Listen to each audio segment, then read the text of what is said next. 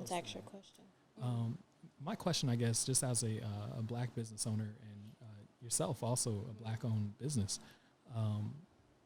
what are some of the challenges and then also the joys that you get out of owning your own businesses? I know that's a two-pronged question. It's kind of confusing. It's like, what are the pros and cons?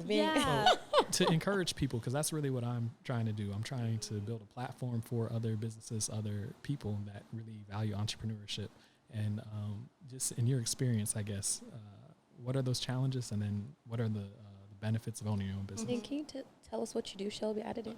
Yeah, I didn't even know. Okay, let's go. Yeah, so I'll talk really briefly about my professional background. Sure. So currently I work as a research fellow at the Energy and Policy Institute, and I'm specifically focused on tracking investor-owned utilities like Duke Energy and Dominion Energy and how they yield their wealth and their political power to influence our legislators at the state level so they can maintain control over the energy market. Okay. So that's a lot of wording, but basically just tracking how utilities are using their political power to slow down the transition to clean energy or control how we transition to clean energy. Makes sense. But also I have a business that I started with my husband, Benji, called Together Not For, and the idea was we want to be able to help smaller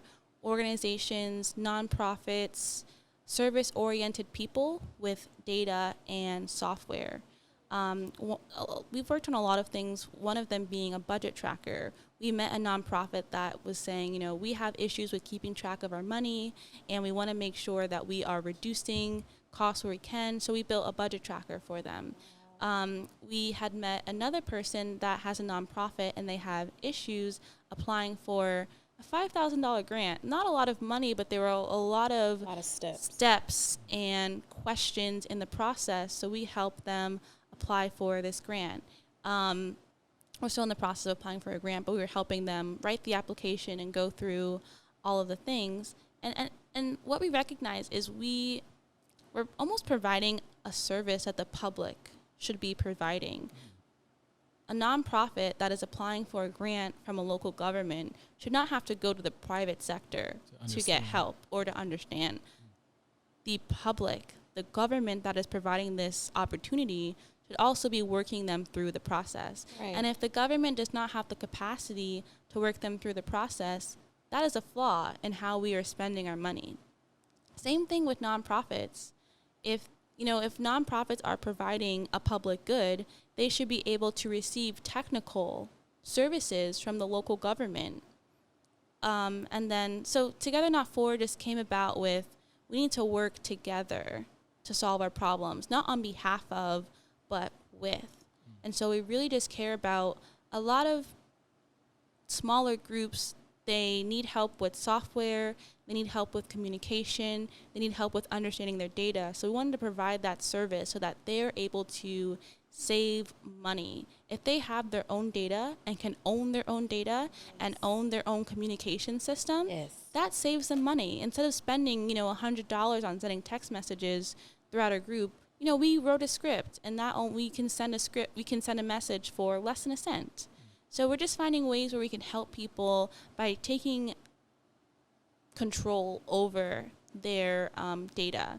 And that's where it really matters, is if you have the data and you build the software, that is where you can find out where there is opportunity. So one last example I'll give is we were actually served as project managers for an affordable housing task force. A neighborhood association put together a bunch of people and said, how do we actually secure safe and affordable housing in our neighborhood?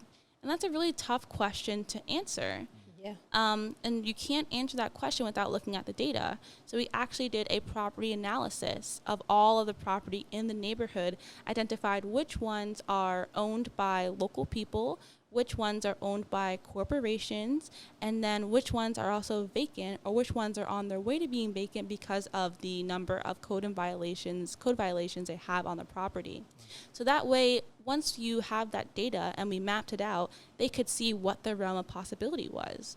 We are not doing that at our city commission level. And that's one of the things I want to see is us using data and using software to really learn and identify what are existing opportunities, and let's take advantage of that. It sounds like you're trying to bring the city commission into the 21st century. Yeah, 2022. That is my platform. Let's bring Tallahassee, and because I say let's modernize and connect Tallahassee, and that's really what it is, connecting the neighborhoods around here, modernizing our services around here, and that will help towards making Tallahassee a more attractive city, especially to our college students and our young professional population. Because once again, if we're not investing into our youth, we are losing the longevity and the life and the spirit of a city.